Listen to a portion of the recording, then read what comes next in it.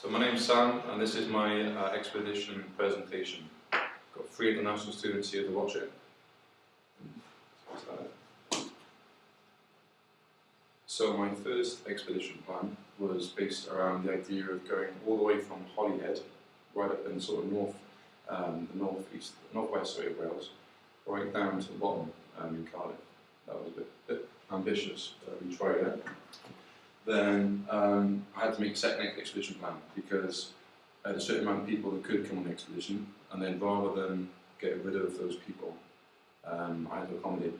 So the idea was to only go half the way right down to Newtown, cut the time and the distance so that people can go travelling for Easter as well. The second part of the main issues that I had was trying to get buses. So first off, I booked the university bus. Then they rang me about 2-3 weeks before and said that a lecturer had booked the bus and that overrides me. So I had to go and find a new bus. So I rang through around 20 different bus companies, looked at the law and legislations around what I need to legally get people up to North Wales, and then found one bus company which did me a sort of military discount, and I got a bit of money off it. So group participants, actually then before the expedition, a lot of people dropped out as well. So I had between 3 people drop out at the last minute, which was quite a shame because I had a guy who was going to come on the expedition. I had 2 altogether, but they both dropped out, which meant they was all females, which was kind of, it's not a huge difference, but it is different to group dynamics. I wanted that sort of multi-gender group dynamics coming into the group. So we met up within the university about 3 times, went through all the plans, filled in all the relevant paperwork, the consent forms, the health and safety checks, the presentations where we had the map up, going through everything.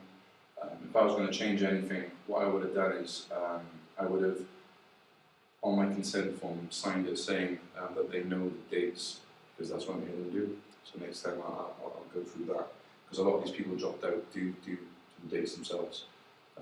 It's easy to say when they're inside a room when it's a bit pressured, when you've got the guy standing in front of you telling you, this is what we're going to do, and then can you sign and say they come, and they say, yeah. The next time I think I'd give them the dates, give them a bit of space to think about it, so they can make a decision rather than on the day. Then we did some pre-expedition training. We did hikes to Clan Steffan, sort of health and fitness, to go through the group roles and to see their pacings, do some navigation, that kind of work. Then I went through the sort of kit that they should bring. We went through how to pack your bag, all that kind of stuff, just so they wouldn't bring anything silly, like umbrellas and chocolate eclairs and stuff. Then we went through basic first aid with them, so that if anything happened to myself or my second, they could then deal with that situation, rather than me hoping that they knew it. So then we came to the actual expedition, and it turned out to be fantastic weather. It was beautiful, and then we got started. So one night we get onto the bus, and it's about 12 o'clock. So we get to the campsite around about 4 o'clock in the morning. As soon as we got there, we just pitched up tents, and it was dark. I knew on the map there was going to be a cracking campsite because of the contours, and we could see it was a nice beach. But then we woke up, and it was just beautiful, absolutely beautiful. So then we all woke up, put our kit together, and I went through the whole route on a map again for them, because I wanted those guys to do the navigation rather than me just leading it. So yeah, rather than me standing at the front, kind of just like trying to make good time, I wanted them to sort of make some decisions. So we went through navigation. We'd already been through that in Clan Steffan, but I wanted them to take responsibility for it, so they'll learn themselves, get some practice. I had 2 to 3, depending on the day, different routes they could have taken. So I let them choose that. So on the first day they chose to take the road route rather than taking the sort of countryside route, just because it was faster and less service. It was sort of laissez-faire style leadership, where I was kind of chilling in the back. If they had any queries I could help them, but they would make their own decisions. And the morale was very high. We was all really happy. It was a beautiful sunny day, cracking view when we woke up, and there was lots of jumps and ships and stuff.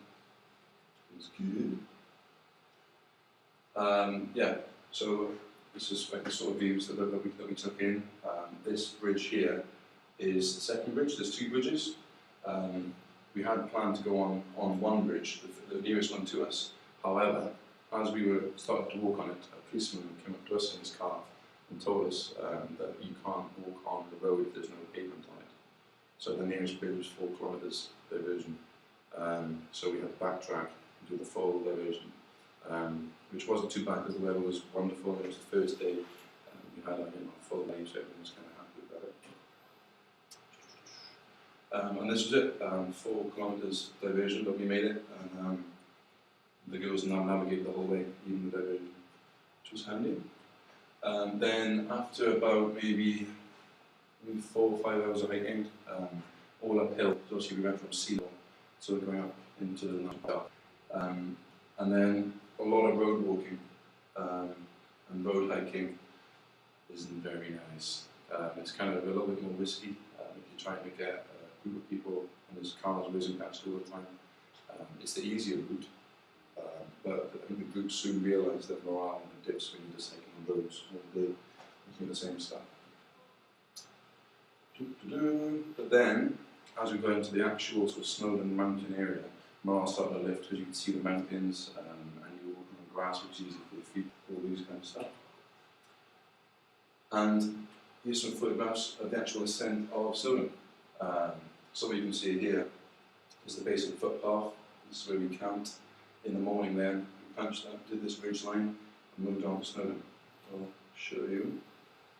So me and Anna stopped at this point, had a little discussion on how we were going to actually test people, because the first time with the group we've done any sort of large mountain, obviously this is the highest mountain you can do. They don't get any bigger in England, Wales or Ireland. So we had a quick discussion, went through leadership styles, and just for that punch, that night into campsite, rather than concentrating on navigation, we wanted to go through the sort of health and fitness and actually see how they deal with going uphill, because most of them, well, 2 of them had never been up a hill. So yes. And then we had our base camp here, which was beautiful. This was a farmer's area here, so we didn't really want to intrude on that. So we stayed on the other side, out of sight, out of mind. We adhered to the leave no trace protocol, so when you're camping, we didn't have a fire. And what we did was, as soon as you finish with your tent, obviously you move all of the rubbish out of the area and you leave it completely untouched. So the sort of motto behind it is leave only footprints, take only memories from the area. So that when new groups come walking past you, they don't obviously see a campsite. It gives everybody a sense of sort of nature. And then we started hiking in the morning the next day, and morale was quite high because we had a fantastic night's sleep. Every time we've been up Snowdon before around this area, it's been hammering down with rain and the weather's horrendous, but for some reason we had fantastic weather and everyone was sort of happy. The sort of leadership style here was I had me at the front and then Anna at the back. There wasn't any navigation really to do because it was going to be quite a hard start day, and I wanted them to concentrate on sort of personal development rather than them on trying to worry about navigating. So they concentrate on their own efforts and what's going to get them up the hill. Then we reached this ridgeline here, and we soon realised that within the group there was a basic rank structure when we were hiking. There were certain people at the front, there were certain people at the back, and as we were starting to ascend this ridgeline, one of the girls found out she had asthma, basically. Just had like a really tight chest, couldn't breathe or anything. One of the girls had pumps, so she took some of the pumps and she definitely got better. But we changed the whole group dynamics thing to account for that. So she was at the front setting the pace, rather than the fitter people at the front just smashing up and then everybody else at the back feeling have to catch up every 5 minutes. So we made the decision to do that so that everybody feels as though they're a team rather than splitting up. So this is towards the top of this ridgeline. This ridgeline here is the one I just showed you. And there's a lot of helicopters doing rescues. We saw about 5 rescues when we was up there, saving people. Because mainly the problem was dehydration, because it was boiling all day. And there was no wind at all. And when you're just pumping up mud, it's just a bit of a nightmare. So I think from morale purposes and group dynamics, seeing all them rescues